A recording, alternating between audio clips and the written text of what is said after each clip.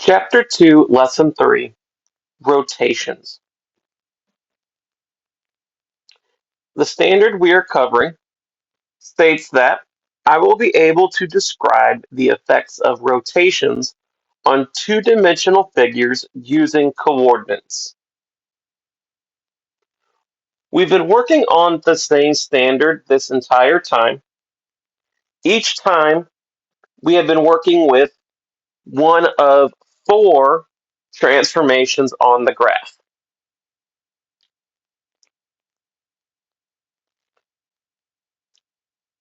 Jumping right into the vocabulary, a rotation or turn is a transformation in which a figure is rotated about a point called the center of rotation. The number of degrees the figure rotates is the angle of rotation.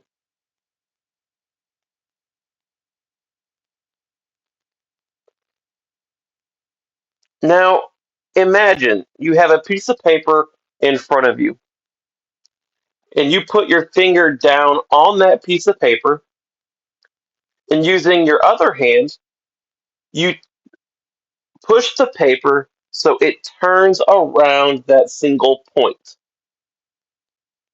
That is a rotation. The center being your finger,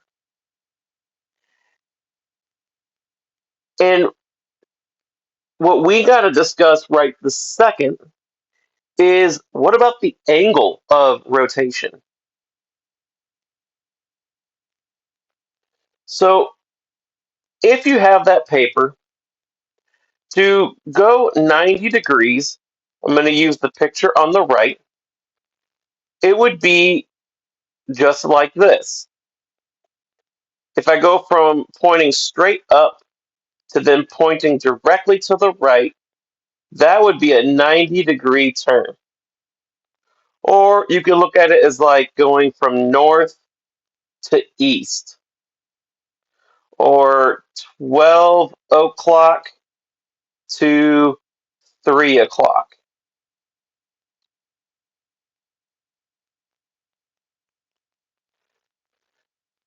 There are three angles of rotation that we work with in this unit. The first being the 90-degree rotation. But we need to also know what does it look like for 180 degrees and then 270 degrees. So if I have, just real quick, a graph like this, and I have a square here and a square here, this would be a representation of 180 degrees.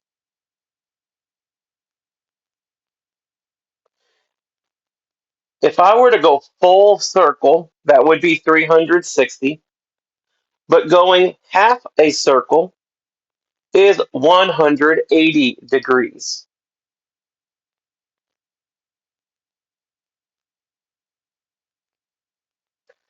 Same idea. If I have these two squares,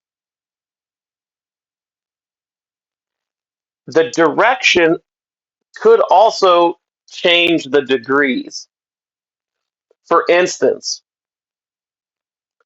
if I start at the blue and I go around this direction, that would be considered 270 degrees in a counterclockwise direction. But if I follow the green arrow, that is considered 90 degrees clockwise.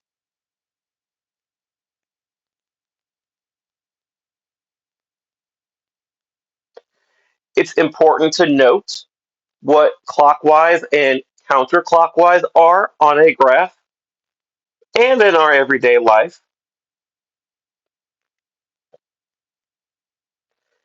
Think about the direction of the hands of a clock. They follow the pattern I just drew. That is considered clockwise because it follows the direction of a clock. I'm going to abbreviate that as CW.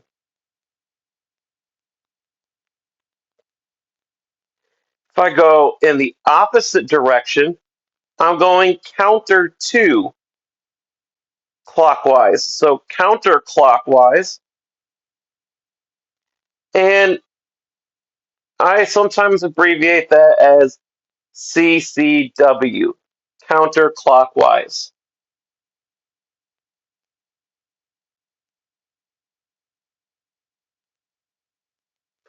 Let's apply it to the example and then to the two try it questions.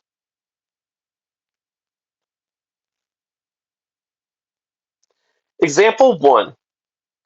You must rotate the puzzle piece 270 degrees clockwise about the point P to fit into a puzzle. Which piece fits the puzzle as shown? So here's point P, and here's our puzzle piece. If I go this way, that would be 90. Go again, that's 180. Go one more time, that would be 270. Now, what would the piece look like? I'll show you.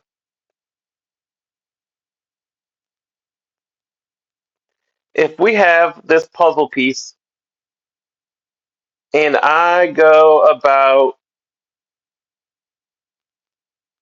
and just do this, and it goes, oh, I thought I had it. Let's try this again.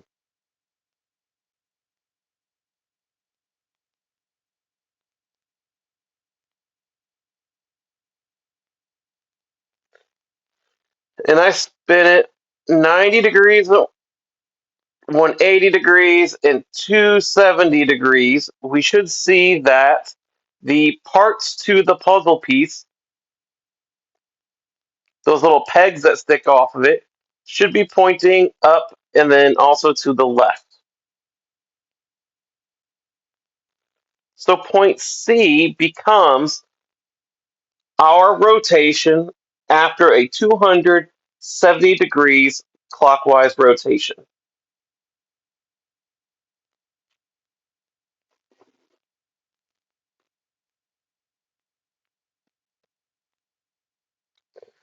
Below, I want you to look at these two questions and see if you can decide whether or not they are rotations. If they are, see if you can name the angle and the direction of that rotation.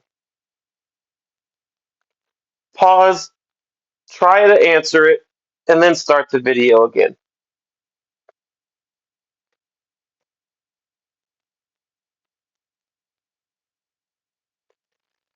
For one here, they are the same shape, and it looks like they did a rotation.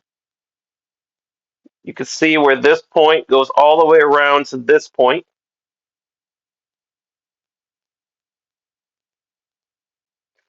This would be considered 180 degrees. Now, when it's 180 degrees, it is both clockwise and counterclockwise.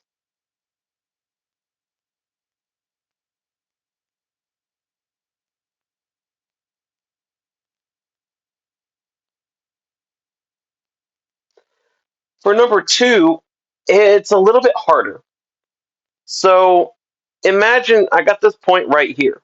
And if I rotate, it's going to land here, here, or here. This could have been a rotation, but it is not the only transformation that happened. The most direct transformation would have been to move it up and then move it over. So this is not a rotation. It's most likely a translation.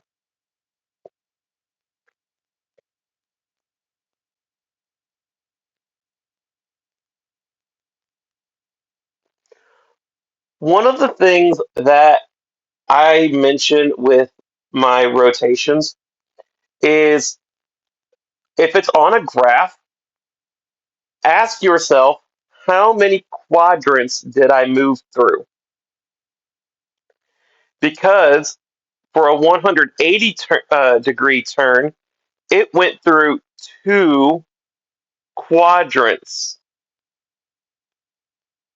And that can be a hint to whether or not this is 180 or 90 or 270.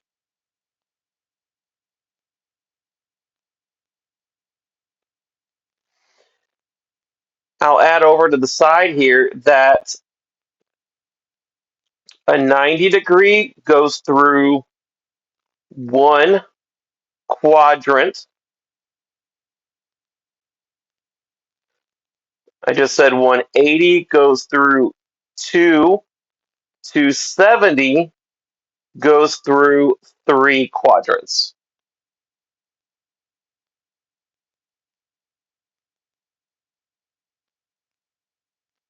Now, you can use coordinate rules to find the coordinates of a point after a rotation of 90 degrees, 180 degrees, or 270 degrees about the origin.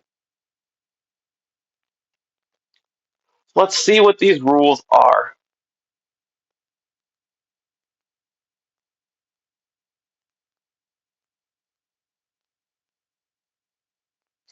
Now, our rules here all assume that we are looking at counterclockwise on the graph. But in reality, if I go 90 degrees in one direction, then I'm I also could describe it as 270 in the other direction. Let's start with this. We'll start with 90 degrees. This is 90 degrees counterclockwise. I start with my x comma y, and it's going to become the opposite of y comma x.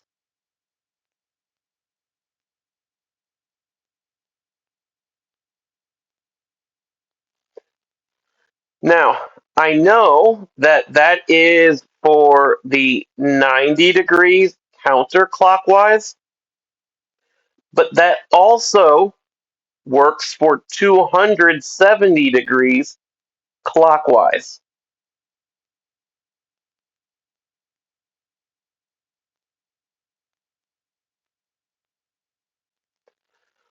For 180, it does not matter what direction you go in.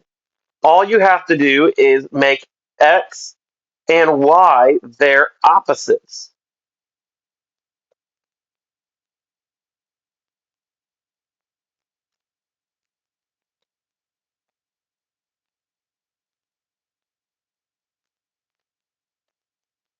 And for 270,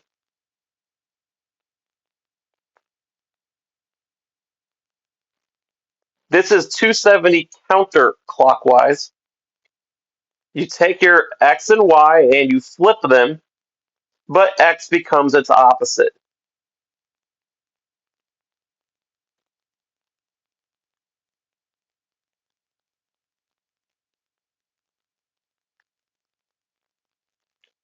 Making a note to say that that is both 270 counterclockwise and 90 clockwise.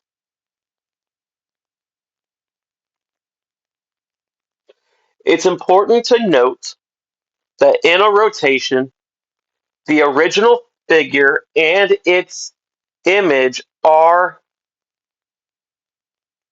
the same. Same shape, same size. The only thing that changed is where it's at.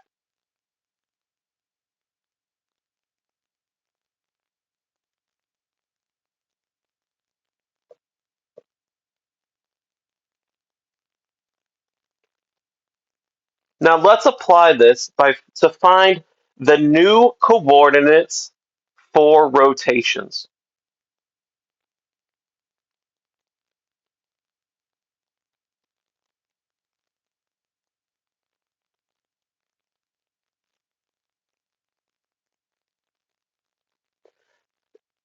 In this example, the vertices of a trapezoid are W, X, Y, Z. And you can already see they've been graphed. And then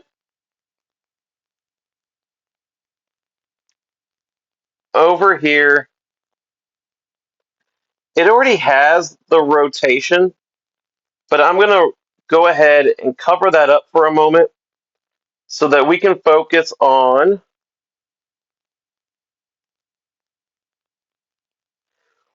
finding the coordinates, and then we'll go back and see if they're correct. Rotate the trapezoid 180 degrees about the origin. What are the coordinates of the image? A point rotated 180 degrees about the origin results in an image at the coordinates negative x, negative y.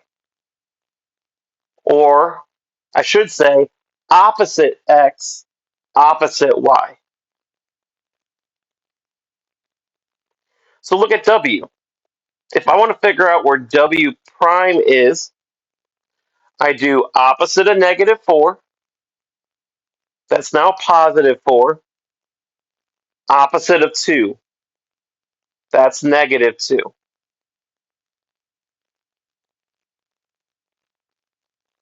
For x, opposite of negative 3, which is positive 3. Opposite of 4, which is negative 4. For y, opposite of negative 1 is 1. Opposite of 4 is negative 4.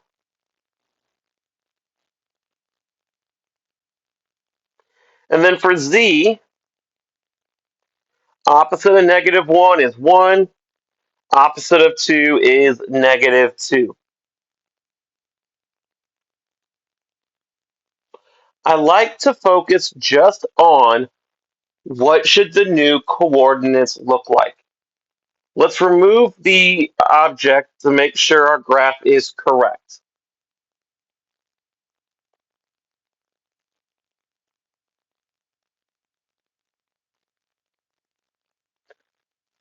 So they got each of these in the correct spot. There is not really a good rule that I personally like for how you could do this by counting.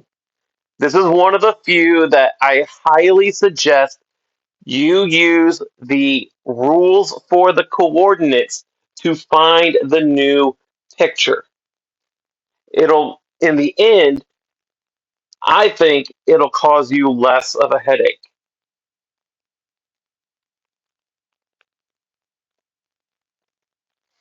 There are two try it questions below. See if you can use the rules to find the coordinates for the image for these two try it questions. Then you can come back and see, did you get the right answers? Pause it, then start it up after you've tried them for yourself.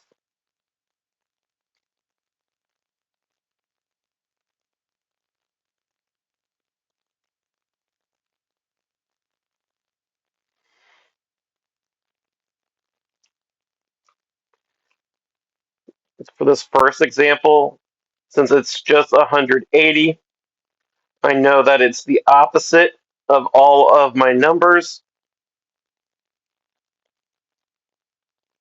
0 has no opposite. It's just 0.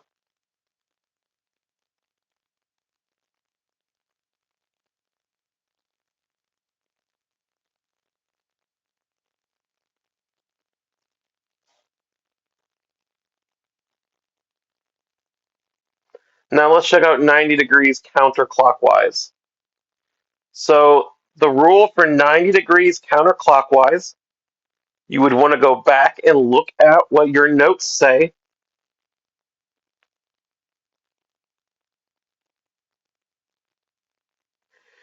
It says opposite y comma x. So your numbers are going to switch spots, but you're going to make all of the what was your y coordinate its opposite. So take for instance p prime. Opposite of y, so now it's negative 2 comma x.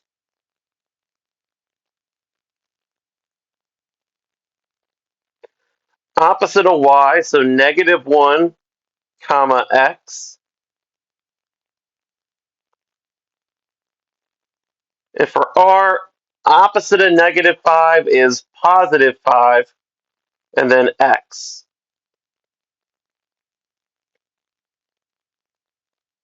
It's okay if that one was more difficult. As we continue to practice with our rotations, I know you'll be able to use these rules with great accuracy.